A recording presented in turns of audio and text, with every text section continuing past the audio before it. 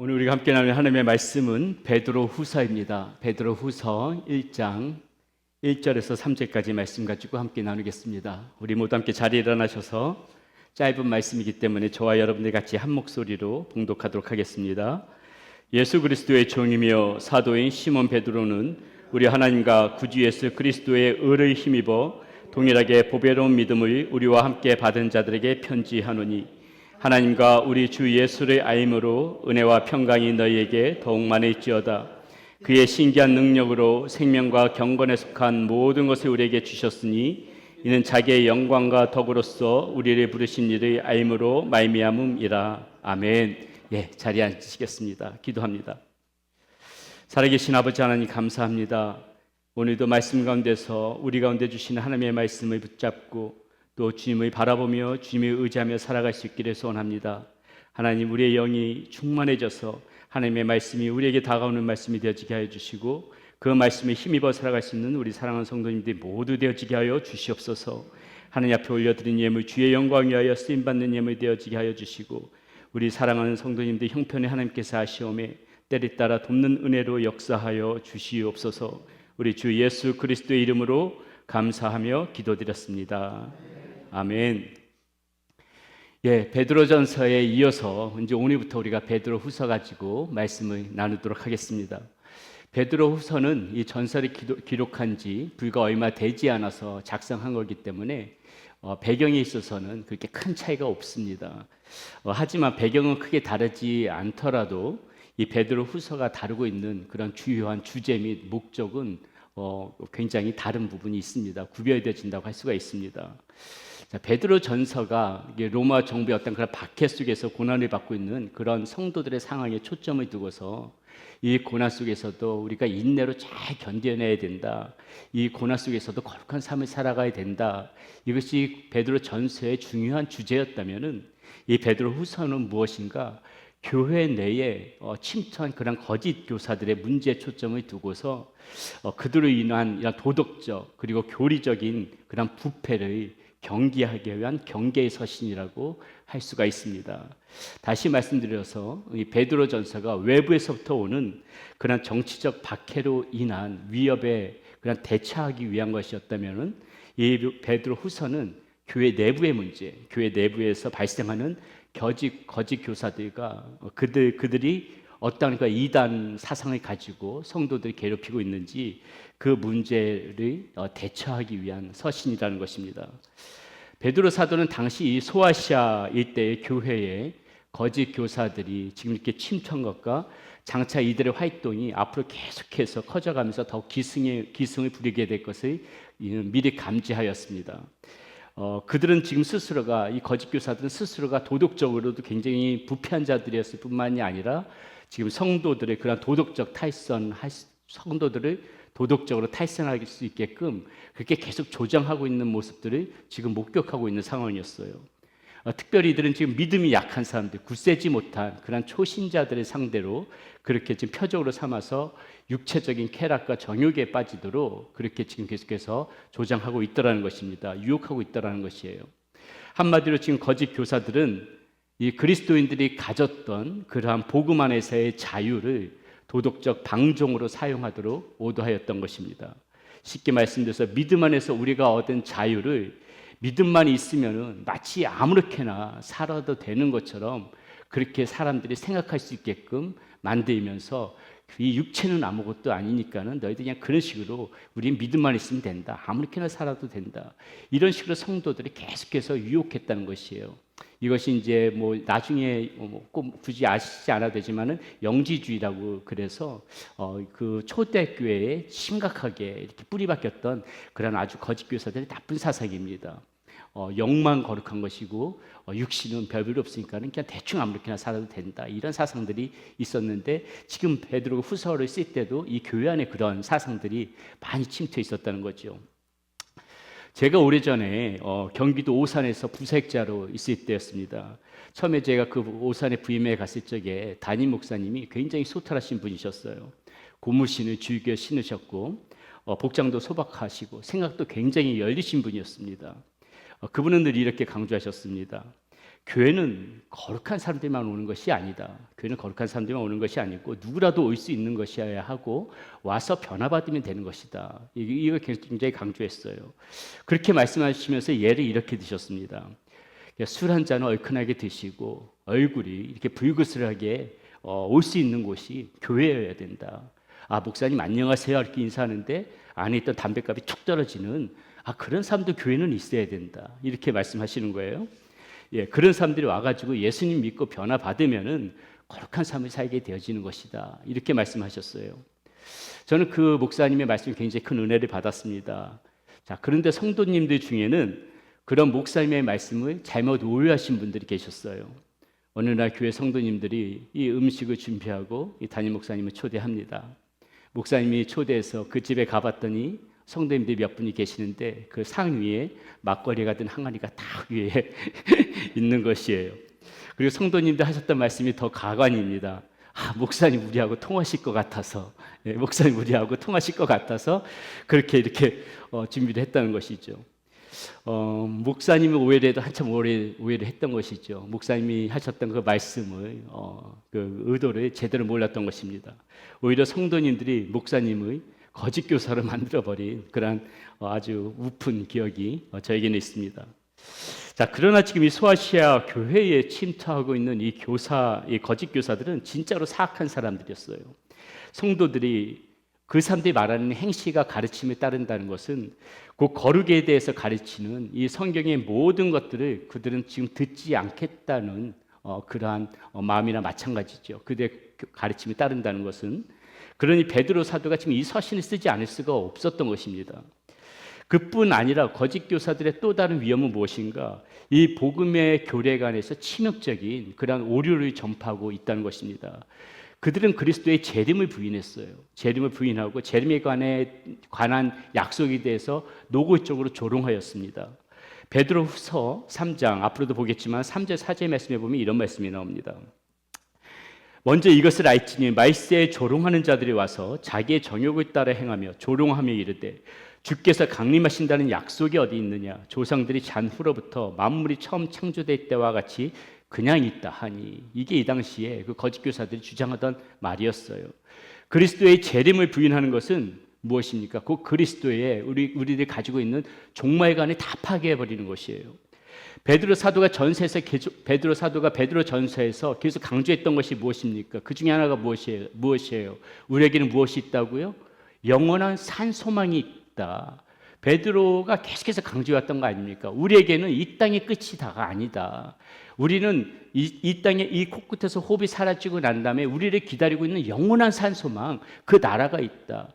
이것을 베드로 사도가 계속해서 강조해 왔는데, 지금 이 만약 그리스도의 재림이 부인되어진다면은 종말에 관한 우리의 소망은 헛것이 되어지는 것이고, 또 지금 이 그 소망 중에서 그 종말의 그 영원한 소망 중에서 그것을 바라보면서 지금 현 시대에서 고난이 있어도 그것을 꿋꿋이 참고 살아가는 그 사람들의 모든 그 삶이 헛것이 되어지는 것이니까는 베드로 사도는 이 문제를 심각하게 봤던 것이죠. 그러니까 지금 이 서신을 쓸 수밖에 없더라는 것입니다. 자, 그럼 오늘 본문 말씀으로 들어가서 오늘 우리에게 베드로 사도가 주시는 말씀이 무엇인지 한번 살펴보도록 하겠습니다. 베드로는 이 편지를 보내면서 1절에서 편지를 받는 그 사람들, 수신자들이 지금 이렇게 부르고 있습니다. 뭐라고 부르고 있냐면 이렇게 불러요. 보배로운 믿음을 우리와 함께 받은 자. 보배로운 믿음을 우리와 함께 받은 자들에게 내가 이 편지를 쓴다. 이렇게 말하고 있어요. 자, 여러분, 저와 여러분도 바로 이 보배로운 믿음을 받은 사람들이라는 것을 믿으십니까? 이 시대 사람뿐만이 아니라 저와 여러분들도 바로 이 보배로운 믿음을 받은 사람들입니다. 믿으신다면은 우리는 오늘 이 베드로 사도가 우리에게 들려주시는 그 말씀을 우린 주의 깊게 살펴볼 필요가 있습니다. 보배로운 믿음을 받은 사람들이라고 했는데, 그렇다면 그 보배로운 믿음이란 도대체 어떤 믿음을 두고 하는 말일까요? 자, 첫 번째, 보배로운 믿음은 무엇인가? 자기가 누구인지를 바르게 알게 되는 믿음이다. 자, 1절 말씀 보겠습니다. 예수 그리스도의 종이며 사도인 시몬 베드로는 우리 하나님과 구주 예수 그리스도의 의를 힘입어 동일하게 보배로운 믿음을 우리와 함께 받은 자들에게 편지하노니. 자, 이 말씀을 보면은 이 말씀 전에 우리가 베드로전서 여러분 기억나실지 모르겠지만 1장 1절에는요. 베드로가 뭐라고 처음에 말하냐면은 예수 그리스도의 사도며 사도인 베드로는 이렇게 말해요. 자, 그렇다면은 이 말씀 베드로후서 1장 1절과 베드로전서 1장 1절과 비교했을 적에 지금 오늘 말씀에는 추가되어지는 단어 두 단어가 있는데 그것이 무엇이냐면요. 하나는 종이라는 단어가 추가되어졌고 하나는 시몬이라는 단어가 추가되어졌습니다. 자, 베드로가 여러분 어떤 사람이었습니까? 그냥 갈릴리에서 그냥 이름 없이 그렇게 무명으로 살아가던 그런 어부였습니다.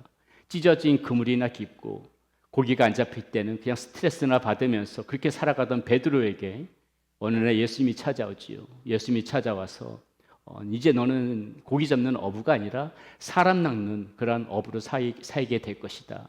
그렇게 말하면서 졸지에 베드로가 그 무명의 어부에서 예수님의 수제자가 되어집니다. 사람들이 이제는 촌자락의 어부 베드로로 바라보는 것이 아니라 예수님의 수제자로 그를 인정해 줍니다. 우쭐해지는 거죠. 아무것도 없는 사람이 감투를 쓰게 되어지게 되면은 이렇게 교만해질 때가 있습니다. 자, 그리고 얼마 지나지 않아 그는 얼떨결에 예수님께서 제자들에게 너희는 나를 무엇으로 누구라고 생각하느냐 이 질문에 베드로가 얼떨결에 주는 그리스도시요 살아계신 하나님의 아들이십니다. 이 고백 하나로 시몬이라는 이름이 아니라 너는 이제부터 반석이라는 이름의 뜻을 가진 베드로가 될 것이다 하는 그런 영광스러운 그런 멋진 이름까지 얻게 되어집니다. 이후로 예수님을 부인하는 그런 실수를 베드로가 저지르긴 했지만은 오순절 강림 때 성령 충만함을 받고 초대교회의 수장이 되어지고 사도라는 영광스러운 명칭까지 얻게 되어지는 것이 베드로의 인생이었습니다. 보는 사람마다 아마도 이제는 베드로에게 머리를 숙이고 존경을 표했을 것입니다. 그래서 베드로 자신도 편지를 쓸 때마다 뭐라고 쓰냐면은 그 전에 이렇게 썼어요. 그리스도의 사도 베드로가 너희들에게 편지를 쓴다. 사도와 베드로라는 것을 강조했었습니다. 자, 그런데 여러분 이 임종을 앞둔 마지막 서신서인 이 베드로서가 베드로의 마지막 서신입니다. 이 베드로후서를 쓰고 불과 얼마 후에 베드로는 순교를 하게 됩니다. 자, 이 임종을 앞두고 쓴 이 베드로후서에서 베드로는 이제 자기 자신을 두 가지로 다시 정리해서 부르기 시작합니다. 첫 번째가 말씀드렸듯이 종이라는 인식이에요. 종이라는 자기 인식. 그동안은 사도라는 명칭을 내세우면서 사람들로부터 높임도 받고 존경도 받았는데 이제 인생의 마지막을 돌이켜서 자기 자신을 냉정하게 바라보니까는 나는 그리스도의 사도이기 전에 그리스도의 종이었구나. 그게 먼저 인식이 되어지더라는 것이죠. 두 번째 그의 고백은 나는 반석이라는 이 뜻을 가진 그 거룩한 명칭인 베드로이기 전에 시몬이었다. 시몬. 그저 시몬이라는 평범한 이름을 가진 아무것도 아닌 평범한 이름을 가진 시몬이었다. 이러한 자기 인식, 인생 종착역에서 돌아보니 그런 인식이 생기더라는 것입니다.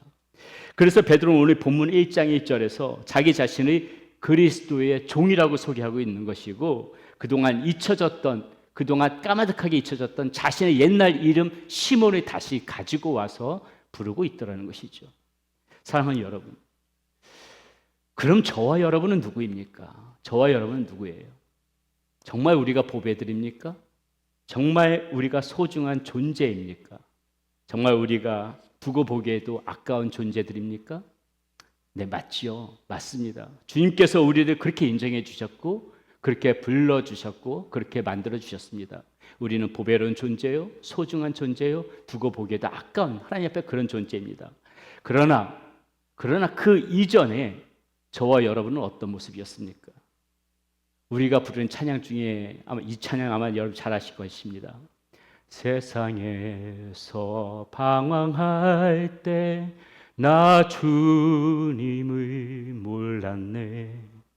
내 맘대로 고집하며 온갖 죄를 저질렀네.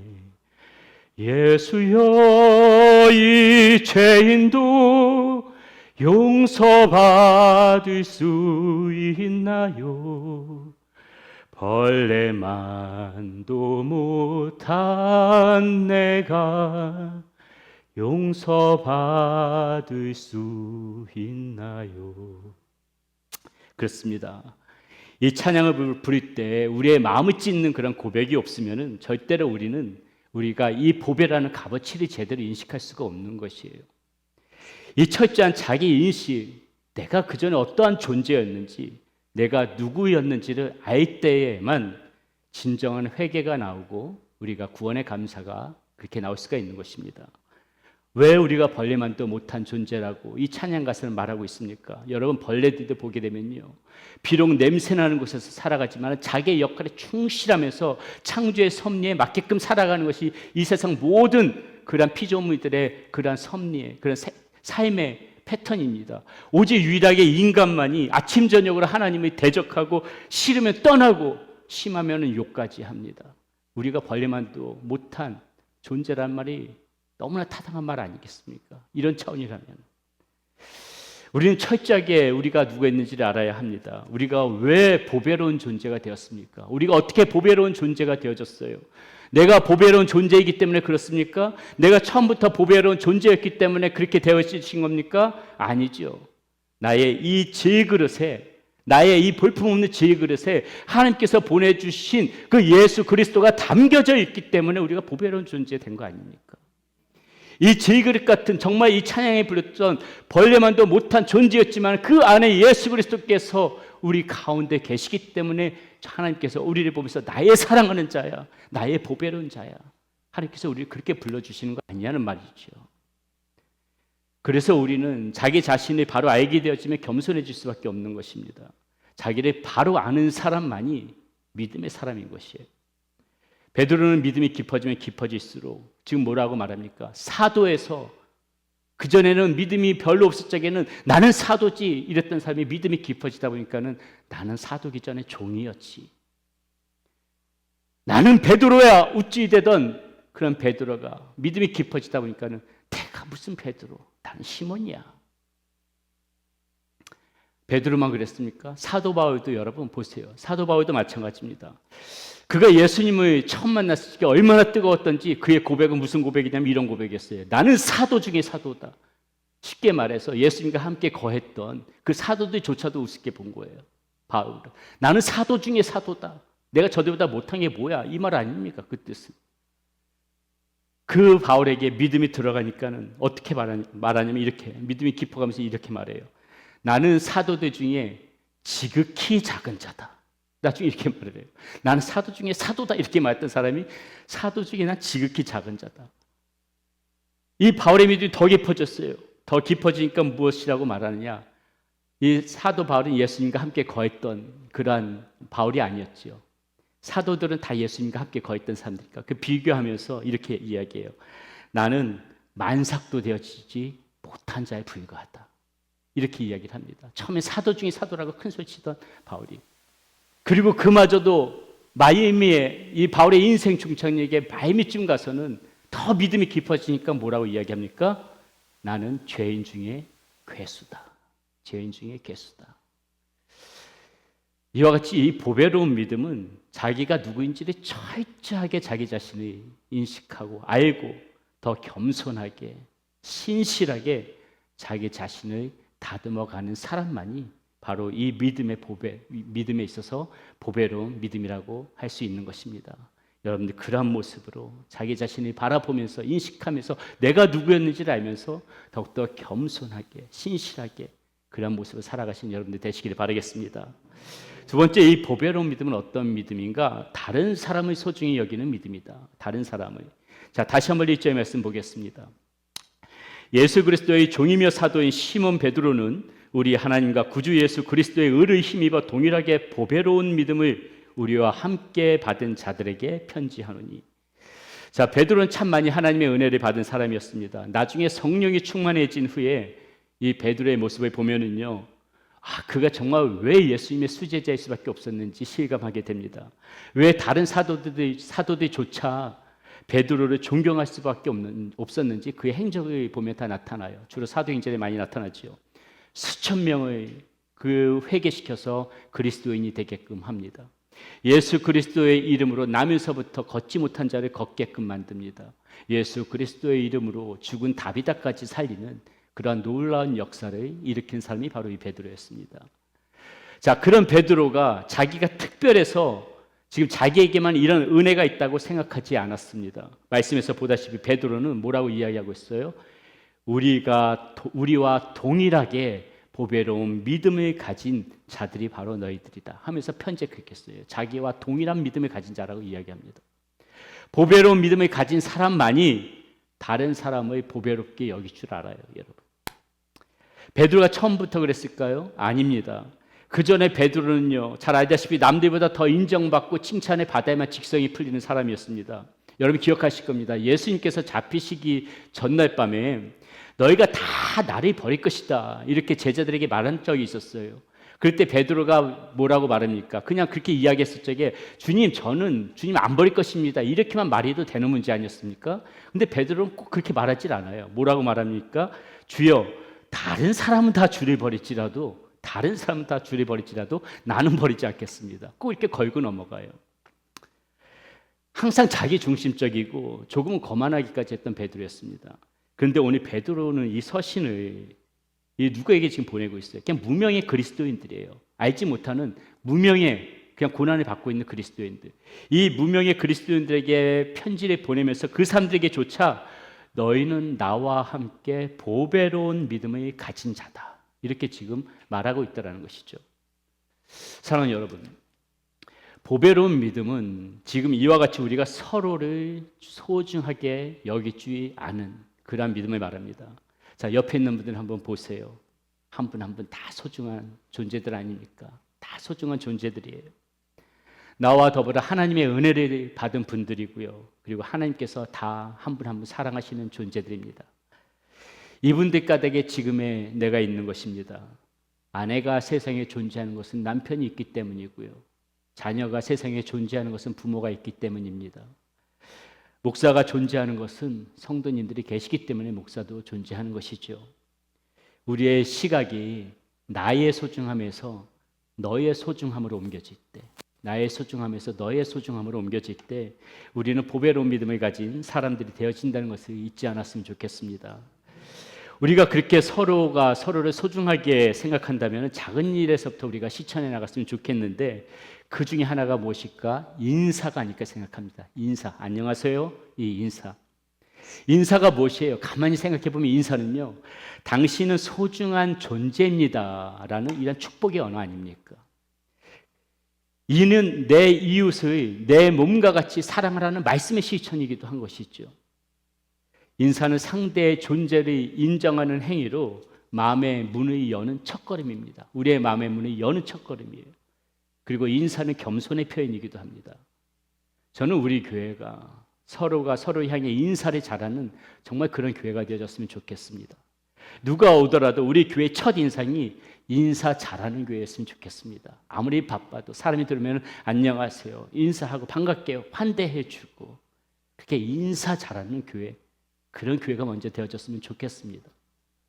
그것이 다른 사람을 소중하게 여기는 보배로운 믿음의 첫걸음이기 때문에 그래요. 인사 하나도 제대로 우리가 하지 못하면서 우리가 다른 사람을 소중히 여깁니다, 어떻게 이런 고백을 할 수가 있겠습니까? 그런 보배로운 믿음을 가졌다고 인사 하나 제대로 못하면서 어떻게 그런 고백을 할 수 있어요?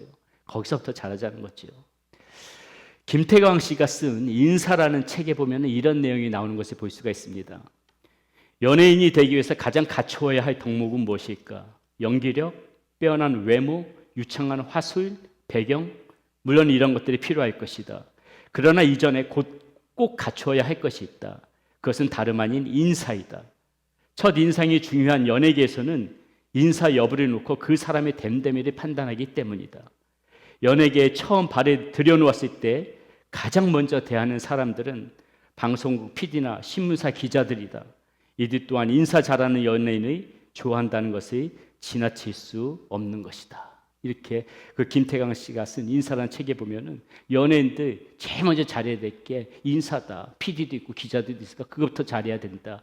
이 이야기를 책에 써놨더라고요. 우리 저 뒤에 지수가 앉아 있는데 지수가 이제 한국에 갑니다. 한국에 가서 그 가진 재능으로 JYP나 그런 연예계 쪽에 시험을 봐게 되는데 어떤 식으로 풀리든지 간에 인사 잘해야 돼요. 인사 잘하는 것에서부터 그렇게 출발하게 되면은 PD를 만나든 기자를 만나든 인정을 받게 된다는 것입니다. 어떻습니까, 여러분? 공감이 되십니까? 인사를 잘하면은 사람들이 이렇게 좋아하는데 서로를 하나님 형상으로 그렇게 우리가 바라보면서 존중하면서 인사를 한다면은 하나님 마음이 얼마나 기쁘시겠습니까? 기억하시기 바랍니다. 이렇게 다른 사람을 소중히 여길 줄 아는 마음이 바로 보배로운 믿음인 것입니다. 마지막으로 보배로운 믿음 무엇인가? 하나님과 우리 주 예수를 알고자 하는 믿음이다. 자, 2절 3절 말씀 보겠습니다. 하나님과 우리 주 예수를 알므로 은혜와 평강이 너에게 더욱 많을지어다. 그의 신기한 능력으로 생명과 경건에 속한 모든 것을 우리에게 주셨으니 이는 자기의 영광과 덕으로서 우리를 부르신 이를 알므로 말미암이라. 여러분의 삶에 지금 오늘 말씀해 보니까 은혜와 평강이 더욱 많을지어다. 베드로가 이렇게 지금 축복하고 있는데 이러한 은혜와 평강이 가득하게 소원하십니까? 경건한 삶을 살기를 소원하십니까? 그러기 위해서 지금 베드로 사도는 뭐라 그래요? 하나님과 우리 주 예수를 알아야 한다. 하나님과 우리 주 예수를 알아야만이 은혜도 풍성해지는 것이고 평강도 풍성해지는 것이고 경건한 삶도 살 수 있는 것이다. 이렇게 이야기하고 있어요. 우리를 부르신 일을 알므로 그렇게 되어질 수 있다고 말씀하고 있습니다. 여러분, 우리에게 가장 중요한 것은 지금 나 자신이 어디에 있으며 어디로 가고 있는지를 바로 아는 것이에요. 그런데 우리 중에는 이것을 분명하게 가르쳐주지 않은 사람이 없습니다. 왜요? 사람은 모두 다 똑같기 때문에 그래요. 모두 똑같기 때문에 우리는 그것을 사람 누구에게도 들을 수가 없어요. 그런데 예수님께서는 우리에게 우리가 어디에 있으며 어디로 가야 하는지를 분명하게 그렇게 말씀해 주시죠. 예수님께서는 당신이 길이라고 말씀하십니다. 당신이 진리라고 말씀하세요. 나로 말미암지 않고는 아버지께로 갈 자가 아무도 없다. 이렇게 예수님께서는 말씀하시죠. 사람들은 하나님이 있느냐 없느냐 하는 문제를 가지고 논쟁을 합니다. 그리고 하나님이 있다면은 어느 하나님이 진짜고 어떤 종교가 진짜냐 이것을 가지고 토의합니다. 그러나 그것은 세월의 낭비하는 꼴에 지나지 않아요. 우리 인간들은 자신도 모르는 가운데에 태어난 순간부터 원수된 상태에서 태어난다는 그 사실을 사람들은 모릅니다. 우리가 지금 이 시대에 살아가면서 하나님을 알지 못하는 사람들은 심판대 앞으로 지금 계속해서 나아가고 있던 사실조차 모르고 살아가는 것이 이 시대 사람들의 그런 모습이라는 것이에요. 그러므로 우리가 지금 시급히 해야 할 것은 무엇인가? 지금 그런 사실 전혀 알지 못하고 오늘도 눈에 보이는 돈이나 성공을 위하여서 서로 경쟁하면서 살아가는 그런 이 시대 사람들의 그런 모습이 아니라 돈을 조금 덜 벌거나 돈을 조금 더 벌거나 조금 더 좋은 곳에서 사는 것이 그런 것이 시급한 것이 아니라 자신의 운명을 바꾸는 게 시급하다는 걸 알아야 돼요. 자신의 운명을 바꾸는 것이 가장 지금 시급한 것이다. 만일 우리가 지금 멸망을 향해서 가고 있다면은 제일 시급한 것은 무엇이에요? 방향 전환을 하는 게 시급한 거예요. 그러면 우리가 예수님을 믿는다는 것은 멸망으로 가는 기차에서 영생으로 가는 기차로 갈아타는 거예요. 멸망으로 가는 기차 안이 아무리 호화롭고 그 기차 속에서 5성급 호텔에 멋진 음식이 풀 세팅이 되어져 있으면 뭐해요?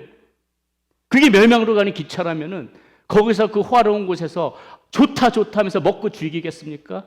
그렇게 하다가 심판대 앞으로 끌려가겠어요? 아무리 호화로운 기차면 뭐예요? 여러분, 살 길은 뛰어내리는 게 살 길인 거예요. 그 호화로운 기차에서 뛰어내리는 것만이 살 길인 거예요. 우리가 이 세상에서 운명을 바꿀 수 있는 유일한 방법이 무엇입니까? 바로 예수 그리스도를 믿는 것이라고 성경은 계속해서 강조하고 있어요. 다른 길이 없어요. 운명을 바꾸는 거, 가장 시급한 거 예수 그리스도를 믿는 것. 즉 나는 지금까지 하나님을 인정하지 않고 살아온 죄인이라는 것을 내 스스로 인정하고 십자가에 달려 돌아가신 그 예수님이 나의 구원자라는 사실을 믿는 것이 가장 시급하다는 것입니다. 그렇게 하기만 하면 하나님께서는 내 모든 그동안 지어왔던 죄가 어떤 죄들이었던지 간에 예수님의 십자가 앞에서 다 청산해버릴 것이다. 하나님께서는 그렇게 우리에게 약속해 주시고 있잖아요. 그래서 사도 바울도 이런 고백을 하지요. 빌립보서 3장 7절에서부터 9절의 말씀입니다. 그러나 무엇이든지 내게 유익하던 것을 내가 그리스도를 위하여 해로 여김은 내 주 예수 그리스도를 아는 지식이 가장 고상하기 때문이라. 내가 그를 위하여 모든 것을 잃어버리고 배설물로 여김은 그리스도를 얻고 그 안에서 발견되려 함이니 내가 가진 의는 율법에서 난 것이 아니요 오직 그리스도를 믿음으로 말미암은 것이니 곧 믿음으로 하나님께 난 의라. 이렇게 사도 바울은 고백하죠. 바울은 고백하고 있는 것입니다. 예수 그리스도를 아는 지식이 가장 고상합니다. 누구보다도 지식이 많았던 바울이었지요. 훌륭한 가문이었습니다. 세상에서 성공한 그런 지편을 다 가지고 있었던 바울이었어요. 명예로운 사람이었죠.